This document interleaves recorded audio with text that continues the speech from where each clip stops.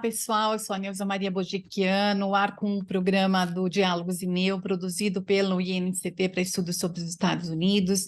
Nesse vídeo, a gente continua conversando com o professor Eduardo Mariucci, da Unicamp, e do Programa de Pós-Graduação em Relações Internacionais da Unesp, Unicamp e PUC São Paulo, e o Eduardo também é pesquisador do INCT.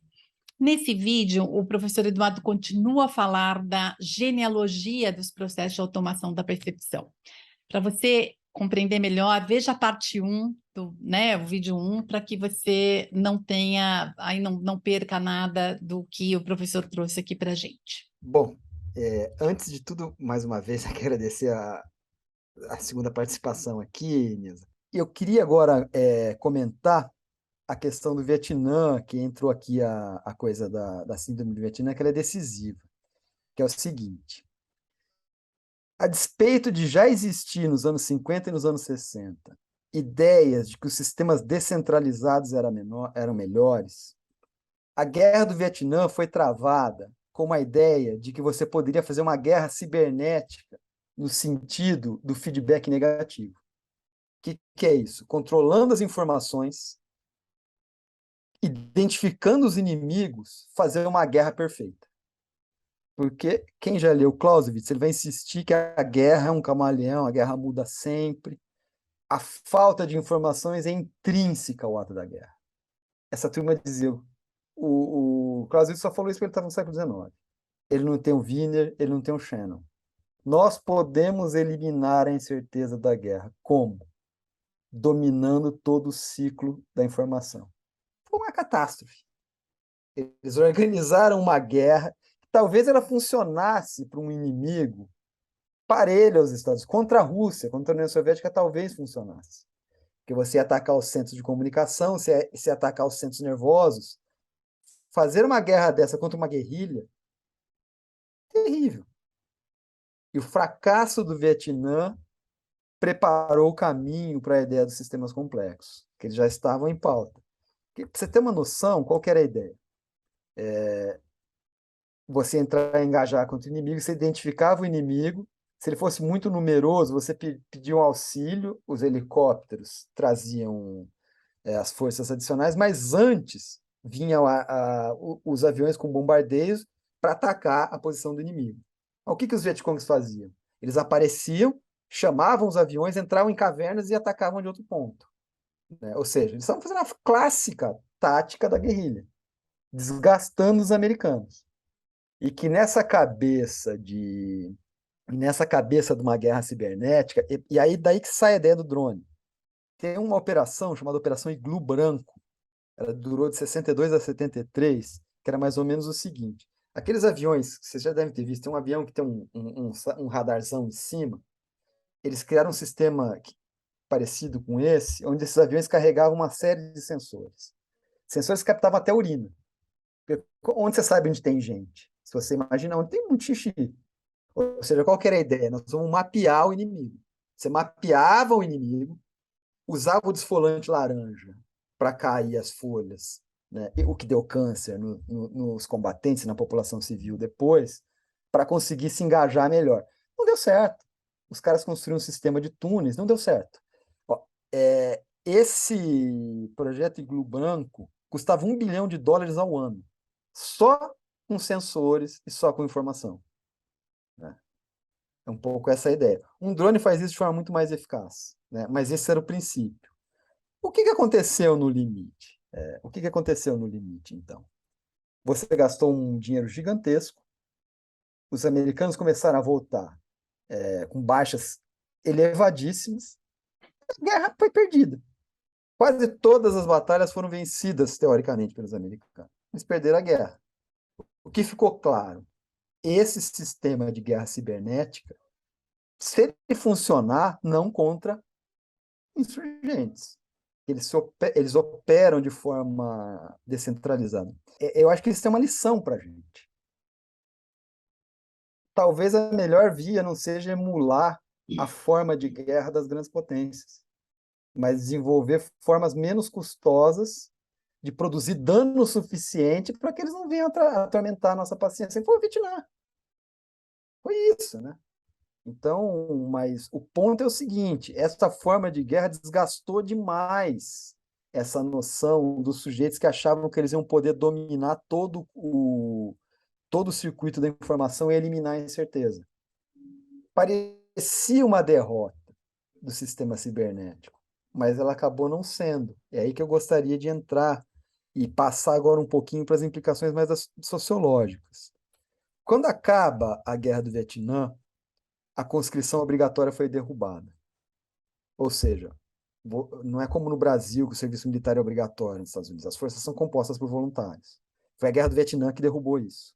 Essa é a tal da síndrome do Vietnã. É isso que eu ia te perguntar. Essa é a síndrome do Vietnã, né? É a seguinte, olha, por que que eu vou mandar meu menino morrer numa floresta tropical? A troco do quê? Veja como é uma coisa, eu vou falar uma palavra forte, mas é uma coisa sórdida. Como é que você encontrou uma saída para isso? A síndrome do Vietnã. Duas figuras se tornaram decisivas. A underclass. Elas vão morrer na batalha. O Bacevich, que é um crítico feroz desse sistema. Primeiro, antes de entrar nisso, o que começou a ser pensado?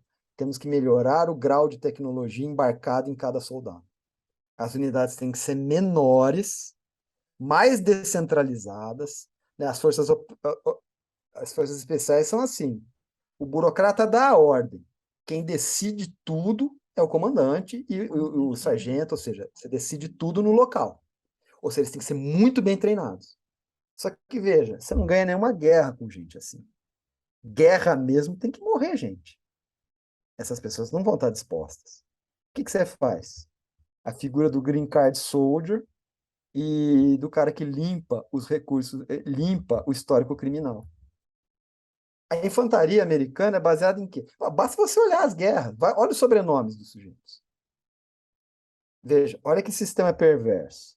A elite vai para West Point, pilota caça, usa drone, faz forças especiais. Sim, SEALs, esses caras são muito bem treinados. Mas eles vão se engajar com inimigos, às vezes, muito menos que eles. Quem que vai morrer mesmo? O mexicano que foi pego ilegalmente atravessando a fronteira. Né? Imagina, o cara atravessou a fronteira, foi pego. O cara da imigração diz: olha, cara, você vai ficar uns 3 meses parado aqui. Como é que você vai pagar o coiote? O que vai acontecer com essa família que está no México? Tem uma saída. Você não quer lutar pela democracia? Que Né? perverso. Não, é assim, entendeu? Aí o sujeito vai lá, serve 1 ano e meio, ganha o Green Card, por isso o Green Card Soldier, e mais, ele ganha expertise. Se ele for bom, ele pode ser contratado como mercenário. Né? Isso que eu ia te E falar. Então, abre. qual a ligação desse soldado, que é o Green Card Soldier, e aí o mercenário? Quer dizer, tem aí, então, uma ligação, né? Uma forma dele ter continuidade na Exato. carreira dele, né? É por isso que as forças mercenárias se desenvolveram tanto. Elas são a contrapartida desse sistema. Porque se for uma vez acabou, o cara não continua. Veja, e outra, ele vai ter incentivo a ser covarde. Agora, se ele perceber e ficar claro para ele que se ele demonstrar bravura, ele pode continuar porque vai ter olheiro, né? Ele chega aí, cara. E aí, sargento, quem que é o cara bom? Ó, esse aqui, cara. O outro ali não adianta. Você percebeu? É tudo informal, né? Tudo mas é assim que funciona. O Tem segundo um procedimento. planejamento de carreira aí, né? Pois é, exato. E Implícito, mesmo. né? Que não está E o escrito cara nos das forças códigos, mas especiais. esperado. Que É, perfeito. o cara das forças sociais, a hora que ele já não tem mais vigor físico para ir a campo, pode, ele pode coordenar operações de uma empresa privada de segurança. Esse salto é extremamente comum. Né? O cara pula para quê? Para comandar combate. Né? E essas empresas todas vieram da mineração de diamante, tudo da África. Né? Elas foram começando a operar dessa forma. A segunda coisa é o cara dos registros criminais. Né? Ele fica entrando na cadeia a todo momento. Chega uma hora que alguém fala, cara, o único jeito de você sair dessa, você sempre vai ter subemprego. Você não vai achar emprego nenhum, você vai conhece os caras do crime, você vai voltar para o crime. Você tem uma chance. Se você se alistar, você limpa seus registros criminais. Só isso já é um negócio. Se o cara ainda se gostar da coisa e ter aptidão, ele abre o caminho que o Green Card Soldier seguiu. Então, veja, o que você produziu? Você produziu um sistema de alta tecnologia articulada numas formas mais arcaicas possível, que é o mercenário e a cidadania pela guerra. Eu acho, a modernidade. A modernidade é essa combinação. Você tem uma guerra de alta tecnologia. O sujeito vai para um SEAL, ele vai com sensor termal, negócio para enxergar à noite, armamento de ponta, ligado pela internet. E quem quer infantaria? Um mexicano ilegal que entrou dessa forma no sistema, para quê? Para ter a cidadania pela guerra ou mercenários dando apoio. É uma combinação muito esdrúxula. Mas você tem a questão da alta tecnologia. E o que deu a noção de que esse sistema funciona? A Guerra do Golfo de 91. Foi uma guerra baseada na alta tecnologia, uma guerra onde você começou a empregar apoio mercenário.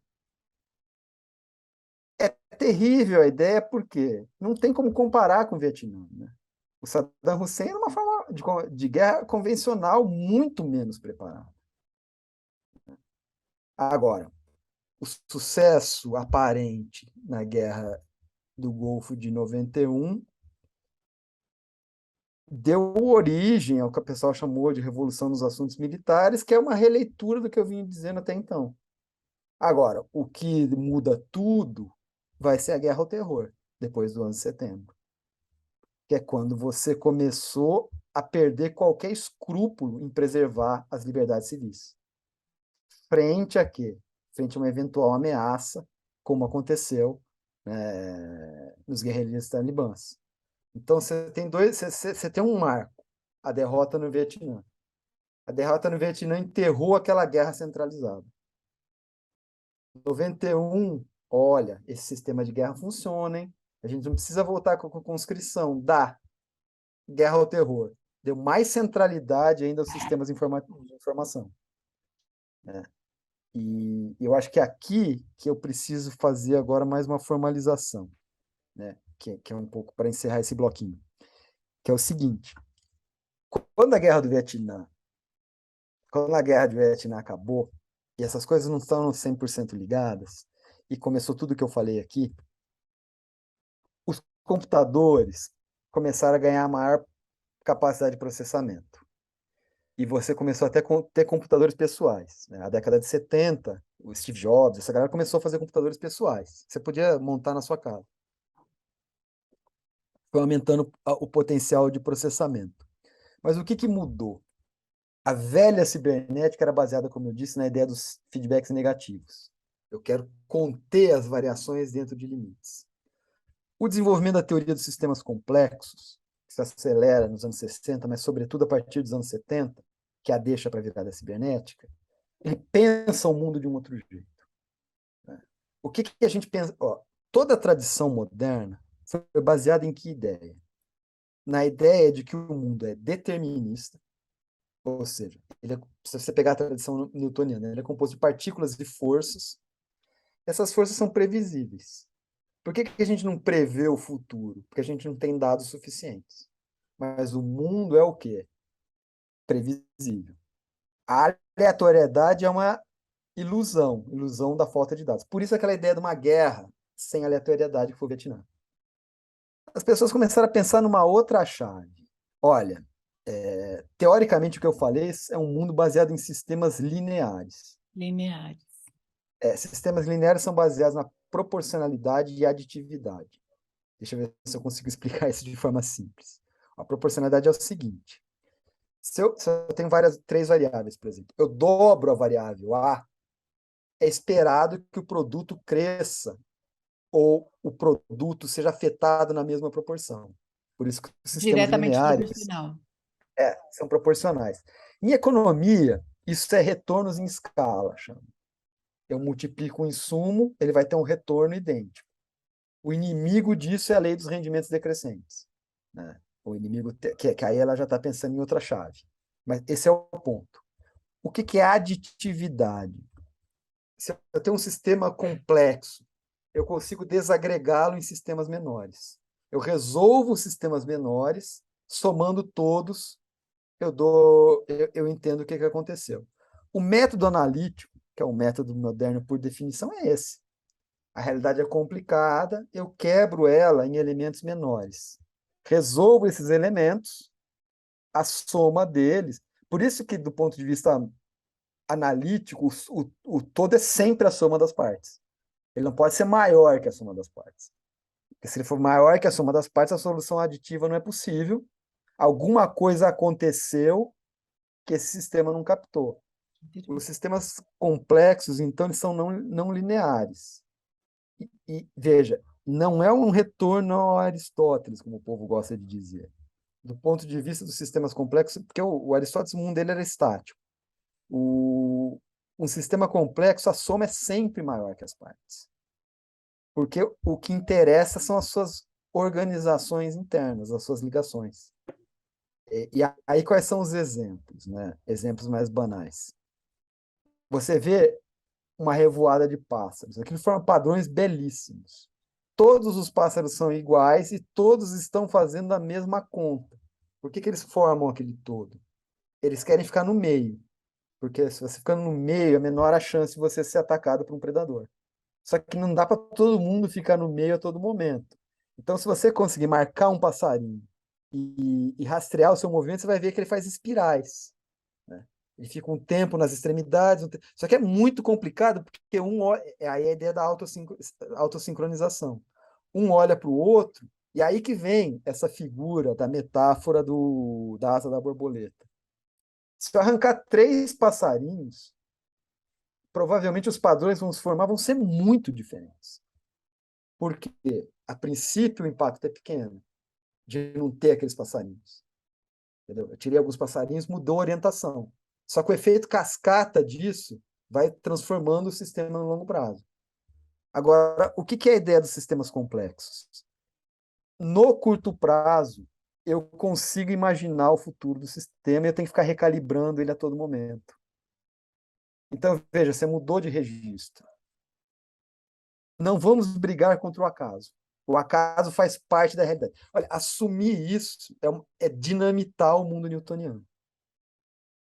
O acaso faz parte da realidade. O demônio da plástica, aquela conversa sempre foi um mito.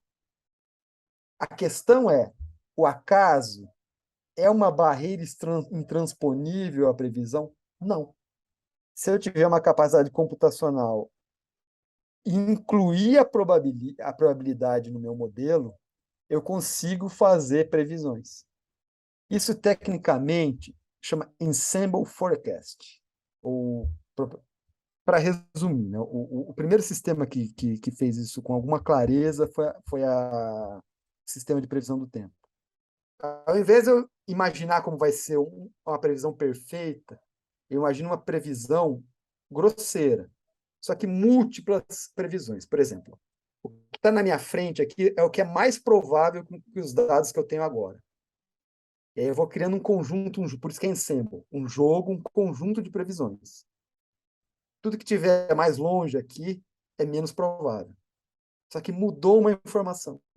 Por exemplo, veio uma chuva do nada aqui em Campinas. Os sistemas perceberam. Olha, a pressão está caindo muito lá, a temperatura aumentou em outro lugar. Aquele cenário que você achava pouquíssimo provável, ele vai ser jogado mais para o centro. E aí o que era menos provável toma o lugar dele. Percebeu? É um sistema onde você está calibrando os futuros possíveis a todo momento. Os sistemas complexos, como eles são não lineares, eles são hipersensíveis às mudanças. Ou seja, não tem a solução de atividade por isso. Eu mudo um negocinho, pode produzir transformações gigantescas. Ou o contrário, eu mudo uma coisa gigante e não muda nada.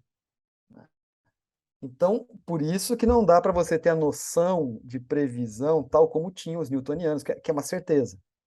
Você está sempre no quê? Num campo de incerteza. Mas aí é que vem a coisa. Essa incerteza é mensurável por um critério quantitativo. E se eu quiser indexar tudo à noção de risco? O Ulrich Beck foi um dos primeiros caras a perceber isso. Diz, olha, as nossas sociedades... Vamos fazer uma brincadeira aqui. O primeiro movimento do capital foi indexar tudo à moeda. O que a moeda faz? Das suas três funções, a função indexadora é a mais evidente. Por exemplo, eu sei, em horas de trabalho minha, quanto custa um McDonald's. Eu posso fazer uma conta não muito agradável de quanto custa um casamento. Por que eu posso? Porque a moeda, na verdade, vai fazendo, né, essas conexões. Então, o primeiro movimento do capital foi indexar tudo com dois elementos quantitativos abstratos: a moeda e o tempo. Como o tempo é dinheiro, a gente tenta estar fazendo essa conexão, né? Quanto custa, e no custa o tempo tem a ver. Você quer desistir de comprar uma coisa? Pensa quantas horas você precisa trabalhar para ganhar ela.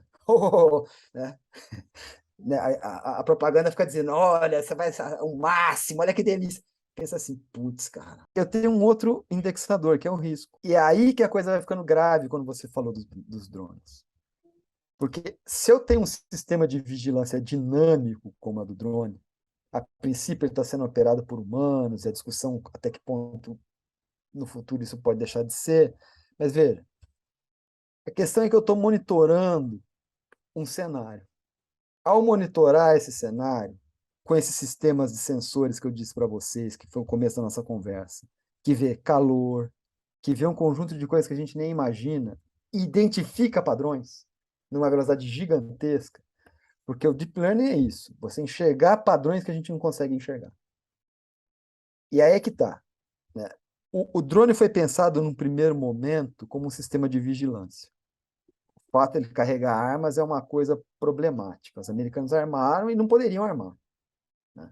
Pelas convenções, porque era um negócio de vigilância. Eles armaram, todo mundo engoliu, todo mundo armou. Tecnicamente, isso está em litígio. Isso é a mesma coisa que você armar um satélite.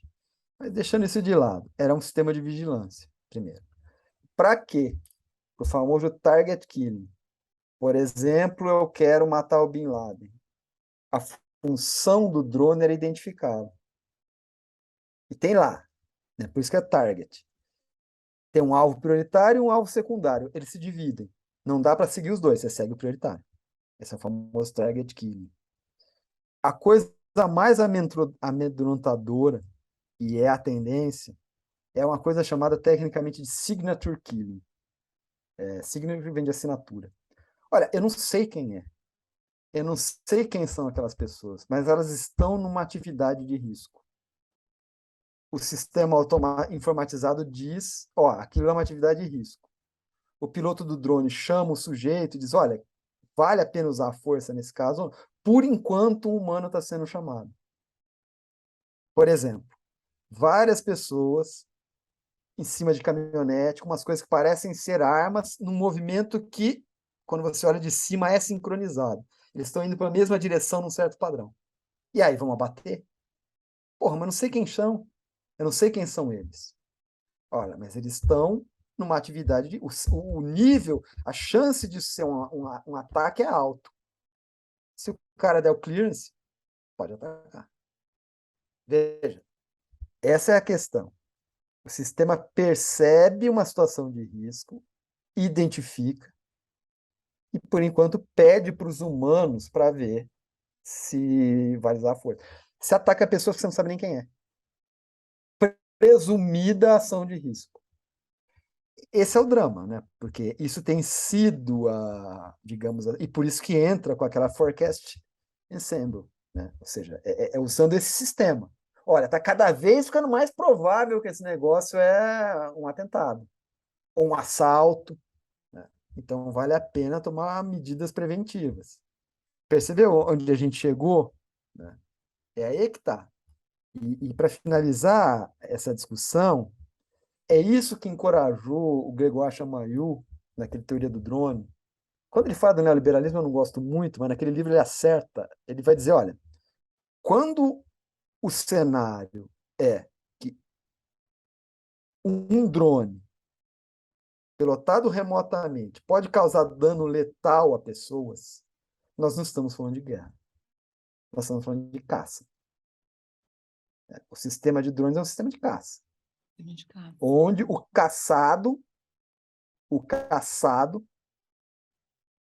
né, não tem chance nenhuma de infligir dano ao caçador. Mas é aí que vem o segredo, é aí que vem todo o problema. Se a lógica da guerra assimétrica ela vai ser combatida com o sistema de caça, a gente não deveria ficar espantado se os caçados começassem a perder seus marcadores de caçados. Eu acho engraçado como esse pessoal da alta tecnologia gosta de menosprezar os seus adversários achando que são selvagens e idiotas. Os caras começaram a entender como funciona, como está o satélite, como é que ele despista o sujeito, como é que ele esconde os marcadores de calor, com coisas óbvias. Você bota uma manta em cima do motor do seu carro, isola ele, e o cara já não te monitora mais remotamente por assinatura de calor. Então, veja, os caçados vão ficando incaracterizáveis. E aí eles começam a utilizar formas de guerra assimétrica, que são basicamente insubordinações que as pessoas chamam de terrorismo. O que vai retroalimentando essa paura, né, de aumentar a vigilância, colocar mais câmera, colocar mais parafernália de vigilância. E o que vai acontecendo? Essas pessoas vão saindo do radar. Você vai pegando o cara que é mais, digamos assim, quase com um processo de seleção natural, bem aspas. Você pega o cara que é, entendeu? Os que ficam mais espertos e se organizam de outras formas, se comunicam por rádio, usam outro sistema de comunicação, usando até anúncio em jornal, eles vão fugindo do que dessa rede. E aí vira uma espécie de luta de caça e rato que quem perde são os cidadãos, né? Porque o cara vai se metendo, o direito à privacidade vai sendo destruído. Tanto pelo sistema privado que a gente adora, né? Algumas pessoas gostam, Gmail, essas coisas, vigia tudo, né? Como por esses sistemas securitários. Então, é aqui que a gente chegou, né? E por isso que surgem figuras como o lobo solitário, que são figuras impossíveis de serem previstas. Só que é bem provável que essas sejam as formas de erupção cada vez mais constantes, né? Porque esse é o custo da guerra assimétrica, né? A assimetria é isso. E o drama é que você vai aumentando, digamos assim, essa parafernália securitária. Você tem um texto seu que você fala dessa virada cibernética e algumas de suas implicações, mostrando o vínculo entre a informação e os direitos de propriedade, impulsionados pela revolução ocorrida nas técnicas de informação e comunicações e estimulados pelas forças de pressão que vêm dos grandes países, né, em especial os Estados Unidos. E o que a gente vê isso na área econômica ou na área de comércio e investimentos? Que no início da década de 90, os países em desenvolvimento acabaram adotando uma rigorosa proteção de patente, confiando nas promessas de que o aumento da proteção de patentes atrairia maiores investimentos em inovação, em particular em P&D, né, que a gente fala. Na área médica, principalmente. Então, a gente vê a aplicação da indústria farmacêutica aí lutando muito fortemente, né, muito decididamente, né, em relação a isso, defendendo essa ideia de patentear, de aumentar os direitos de propriedade e que aí, em troca disso, feriam os investimentos. E aí a gente viu que nada disso se concretizou, né? Os países se comprometeram com altos padrões de proteção de patentes, no âmbito do acordo sobre aspectos dos direitos de propriedade intelectual, por exemplo, né? O famoso TRIPS, né? Relacionados ao comércio, né? Adotando como parte da rodada Uruguai de negociações comerciais. Então, ele passa a ser um dos eixos, e muito importantes, né? Junto com serviços e junto de regras de investimentos, né? Além, é claro, da liberalização toda. E dentre esses compromissos, a obrigação de fornecer a proteção patentária de produtos e processos farmacêuticos significou um grande, vamos dizer assim, afastamento do regime anterior que era estabelecido, né, por exemplo, pela Convenção de Paris sobre propriedade industrial, que é lá do final do século XIX, né? A gente está falando de 1883, que inaugura as iniciativas de harmonização internacional das normativas jurídicas nacionais naquilo que se refere à propriedade industrial. E esse evento também costuma ser apontado como o marco do vínculo de uma nova classe de bens de natureza agora imaterial e os respectivos autores das invenções, né? Vamos dizer assim. Aí depois eu queria que você trouxesse para a gente aqui a parte, os aspectos conceituais, aí a gente pode discutir isso, né? Assimilado ao direito de propriedade. E o que é interessante notar é que o Acordo TRIPS ele se estabelece em um contexto de forte movimento de liberalização comercial, que é o fenômeno associado à chamada globalização, né? De fato, a assinatura do Acordo TRIPS ele levou a discussão sobre a propriedade intelectual a um outro patamar, aí aumentando o nível de obrigações de todas as áreas de proteção à propriedade intelectual, mas também o vinculou a outros itens da agenda de comércio internacional, então o enforcement, né, a definição de enforcement, né, é o fazer pegar a lei, né? Então fez pegar essa norma internacional e que de uma forma completamente diferente, né, sem igual, não tinha referência no passado. Isso, eu te pergunto, isso tem a ver com a transformação do conceito de informação? Veja só, tem tudo a ver com a mudança e a centralidade da informação. Para eu conseguir me aproximar um pouco do que você já adiantou, eu queria dar um pouco mais clareza o que eu estou chamando aqui de virada cibernética. Esse termo não é meu e ele não é sinônimo da cibernética, né? É o professor Laimé Garcia dos Santos que usa esse termo no livro dele, e o que ele faz, né? Como que ele usa esse termo, e aí eu chego no que você falou. Ele tem como referência um livro do Frederick Jameson, The Culture Turn. É um livro muito interessante. O Jameson vai dizer o seguinte: por volta dos anos 70, o capitalismo se transfigura porque ele incorporou a cultura ao seu processo de valorização. Ou seja, você aboliu a distinção moderna entre alta cultura e cultura de massas e, no limite, transformou a produção cultural num bem extremamente desejado. Isso tem a ver com os anos dourados, que a classe média começou a ir à escola, ter tempo de lazer, começou a consumir produtos tidos culturais, que antes, no século XIX, era só para uma elite muito estrita. Então, o que derruba essa separação é o movimento social, ou seja, a generalização da escola, a generalização do lazer e o lazer em massa. O que faz com que a cultura seja uma, digamos assim, uma mercadoria muito cobiçada. E aí surge a crítica da indústria cultural e tudo mais. O que o Leimer faz? Ele diz, olha, isso aconteceu, o capitalismo se apoderou da cultura, ele estetizou as finanças e culturalizou tudo, isso tudo é verdade.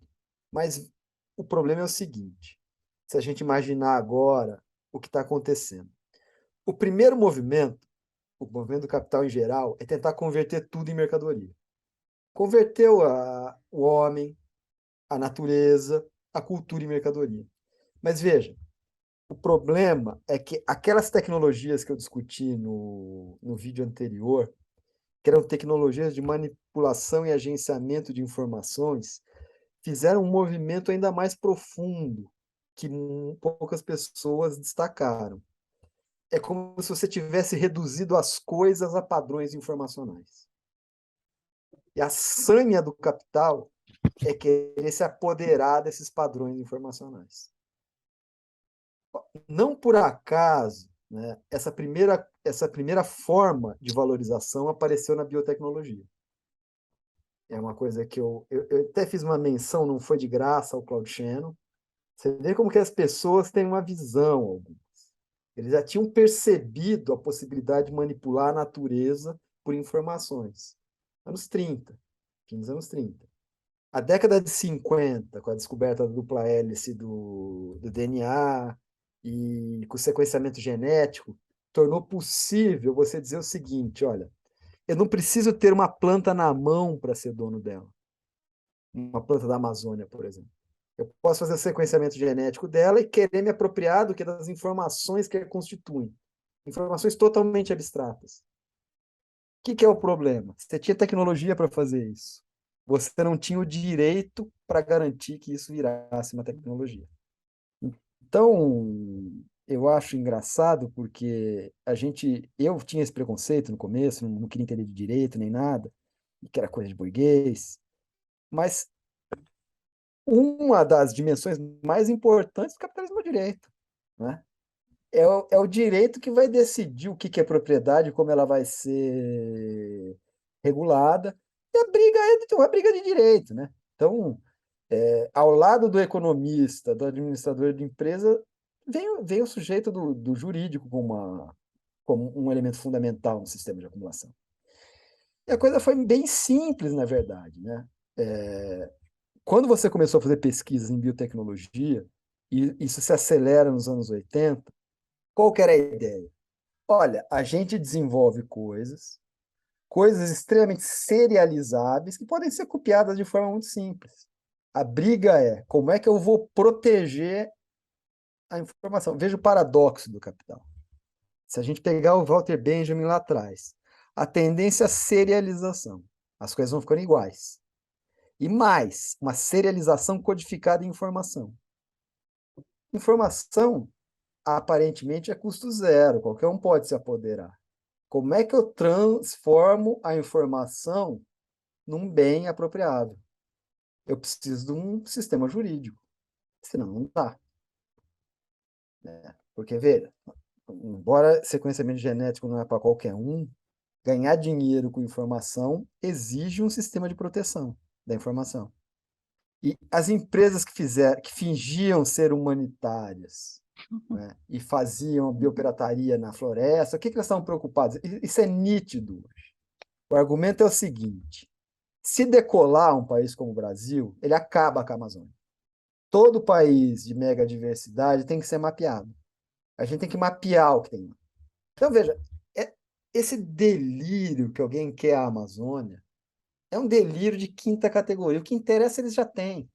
As informações já estão codificadas, eles estão nem aí para a Amazônia. Mas nem aí.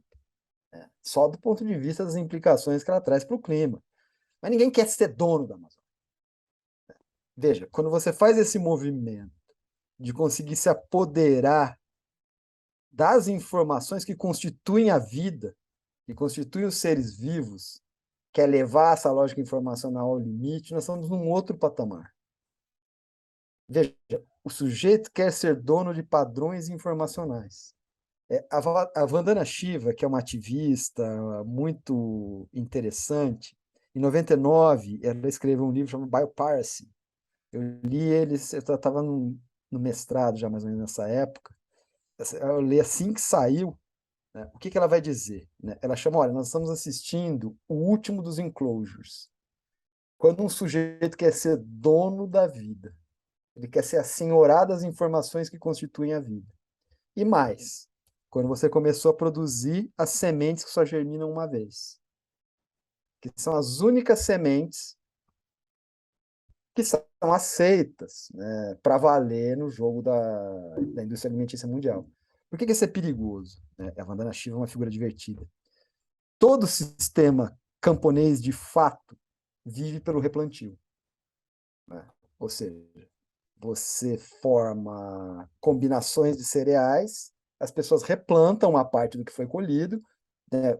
Tipo, em geral, o padrão é de 1 a 7 ou de 1 a 10. Eu planto uma semente, eu tenho 7 ou 10. Consumo um tanto e replanto numa proporção para manter a minha população. Se a semente não germinar mais, ela só germina uma vez, o replantio é impossível. O que impede qualquer saída de subsistência. Percebeu o que ela estava lendo? Os capitalistas querem impedir as formas camponesas de subsistência. Porque se eu impeço isso, eu não tenho mais saída, né? Para eu comer, eu vou precisar vender alguma coisa, não tem jeito, né? Ou seja, a brecha camponesa vai sendo eliminada. Então ela diz, olha, e ela vai dizer, por que ela chama de biopiracy? Porque você não tá, quando você inventa uma vida, você não inventou. Você precisou pegar um ser vivo e enxertar lá dentro uma coisa modificada. Então, veja, esse é o último enclosure. Ele está chegando no constituinte da vida, né? E por isso que eu achei divertidíssimo esse livro dela. Ela escrevendo em 99. Por quê? Já tinha ocorrido os TRIPS, que ele vem lá de trás.